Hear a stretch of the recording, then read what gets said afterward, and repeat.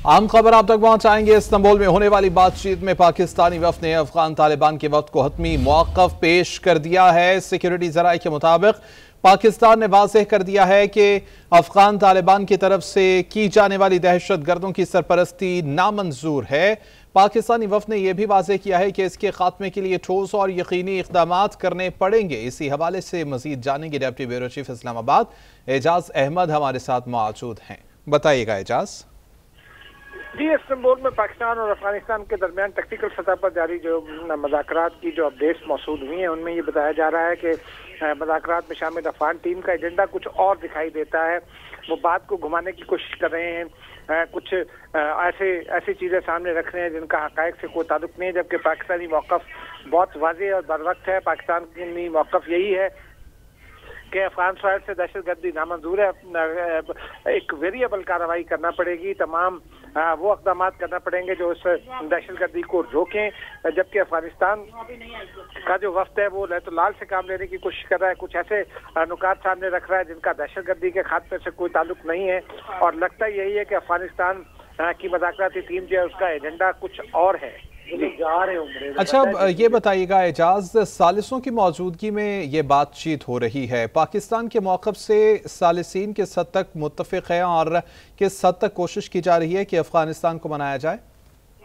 जी, अब तक जो इतला सामने आई हैं उसमें यही बताया गया है कि साजिश जो है वो पाकिस्तानी मौक़िफ़ से मुत्तफ़िक़ है, लेकिन उनकी ये कोशिश और ख्वाहिश है कि चूँकि अफगानिस्तान पाकिस्तान का पड़ोसी है और फिर साजिशों की अपनी रिस्पेक्ट का भी मसला है, तो वो ये चाहते हैं कि किसी न किसी तरह ये मामला किसी ऐसी सिद्ध में जाए जिसमें मस्बत नताइज सामने आए। लेकिन तालिबान का रवैया ऐसा लगता है कि वो बात को समझ नहीं पा रहे या कुछ ऐसे मामला चलाने की कोशिश कर रहे हैं जिनका फायदा किसी और को हो, और पाकिस्तान के जो मुतालबात हैं उनको वो नजरअंदाज करके आगे बढ़ना चाहते हैं, या पाकिस्तान के जो मुतालबात हैं उनके ऊपर वो प्रॉपरली रिएक्ट और एक्ट नहीं करना चाहते।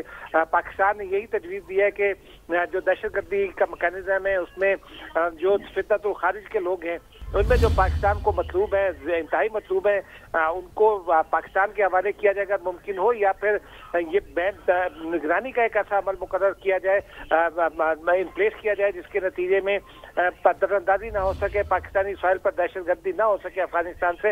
लेकिन हमने देखा कि आज ही अब से चंद घंटों पहले ही ये खबर आई थी कि दो मकामात स्पिनवाम और कुरम एजेंसी में खागई के मकाम पर जो है वो दरअंदाजी की कोशिश की गई थी, जिसमें 15 दहशतगर्द हलाक हो गए थे, जिनमें से 4 खुदकुश बमबार भी हैं, जबकि अभी तक सैनिटाइजेशन ऑपरेशन भी जारी है। तो अफगानिस्तान की मामला यही है कि 2 नंबरी दिखाई दे रही है, 2 अमली दिखाई दे रही है। तालिबान का जो वफ्द है वो बात को खींचने की कोशिश कर रहा है, लैतुलाल से काम लेने की कोशिश कर रहा है, जबकि पाकिस्तान टू द पॉइंट और प्रिसाइज अंदाज में आगे बढ़ना चाहता है। जी बिल्कुल ठीक, आपने एजाज आपने बिल्कुल ठीक कहा कि पाकिस्तान ने कई मरतबा दहशतगर्दी को फोकस करते हुए ही बातचीत की है। हमारे नाज़रीन को आप ये बता सकते हैं कि अफगान जो हुकूमत है, अफगान तालिबान, उनकी जानिब से क्या पॉइंट्स रखे गए हैं पाकिस्तान के सामने? जी, अफगानिस्तान की जानिब से बहुत सारी उल्टी सीधी बातें की जा रही हैं। मिसाल के तौर पर वो अपने यहाँ के कुछ लोगों को ये डिक्लेयर कर रहे हैं कि वो उनका ताल्लुक पाकिस्तान से है, पाकिस्तान उनको वापस ले ले, जबकि पाकिस्तान का मौक़िफ़ यही है कि अगर कोई पाकिस्तानी है वो अफगानिस्तान में है, वो दहशतगर्दी में मुलव्वस है, वो हमारे हवाले किया जाए।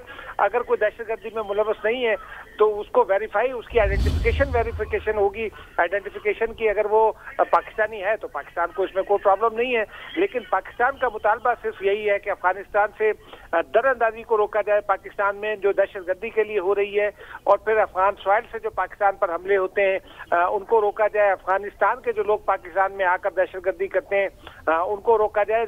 हमने अभी ये बहुत ज्यादा पुरानी बात नहीं है, जोग कैंटोनमेंट पर अटैक हुआ था जिसमें अफगानिस्तान के एक सूबे के गवर्नर का बेटा जो है वो मारा गया था, और फिर कोई 15 दिन तक उसकी लाश पाकिस्तान उसको अफगानिस्तान देने के लिए जोर डालता रहा, लेकिन वो लाश लेने में लैतुलाल से काम ले रहे थे। अब भी हमने देखा है कि बहुत सारे जो दहशतगर्द, अभी हाल ही में जो कुरम एजेंसी में वाक़या हुआ था, मेजर अदनान और उसके बाद मेजर राहत और फिर मेजर हैदर का, उसमें भी हमने देखा था कि जो लोग मारे गए उसमें अफगान दहशत मारे गए, वो इनसाइड पाकिस्तान दहशतगर्दी करते हुए मारे गए। मीर अली में जो वाकया हुआ उनमें भी हमने देखा कि वो असला जो अफगानिस्तान में इस्तेमाल होता है, और फिर जो लोग मारे गए उनमें 1 से 2 अफगान नेशनल्स थे। उनकी बाकायदा शनाख्त का अमल मुकम्मल किया गया और फिर अफगानिस्तान से कहा गया कि ये लाशें वापस ले, लेकिन अफगानिस्तान की जानिब से अजीब से रवैये का मुजाहरा किया जा रहा है। जी, यानी एजाज, यूं लगता है कि वो इल्ज़ाम पाकिस्तान पर ही डालना चाहते हैं और ये कहना चाहते हैं कि जो दहशतगर्द मारे जा रहे हैं वो पाकिस्तान के ही रहने वाले हैं, अफगानिस्तान से उनका कोई ताल्लुक नहीं। नहीं, ऐसा नहीं है। अफगानिस्तान का इससे भी आगे का कदम जो है वो लगता है कि अफगानिस्तान उस जानिब जाना चाह रहा है। मिसाल के तौर पर वो ऑफिशियली ये तस्लीम नहीं कर रहे कि वो जो फितरतुल खारिज जो साबका तहरीक तालिबान पाकिस्तान है कि उसके लोग अफगान साहिल पर मुकीम है, लेकिन वो उनके लिए उनको रीसेटल करने की बात करते हैं।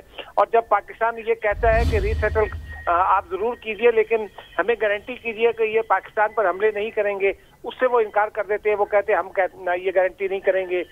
इसी तरह वो कई लोगों की जो शनाख्त जब हो जाती है उनको वो तस्लीम करते हैं कि वो अफगानिस्तान में है, लेकिन वो पाकिस्तान के हवाले करने पर तैयार नहीं है। तो इस तरह की दो अमली दिखाई दे रही है मुज़ाकरात में। हमने देखा था कि कल भी 9 घंटे के 2 सेशन हुए थे। पहला सेशन 6 घंटे का था, दूसरा सेशन 3 घंटे का था। आज भी तकरीबन 6 घंटे के करीब हो चुके हैं।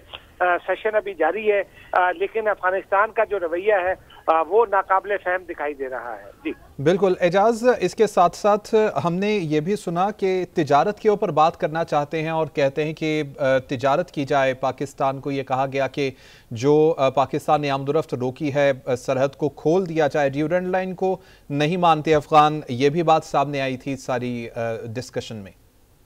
जी देखिए, ड्यूरेंट लाइन का तो मामला बहुत पुराना है और ड्यूरेंट लाइन पर जो पाकिस्तान का जो केस है वो मौकफ प्री पार्टीशन मौकफ है।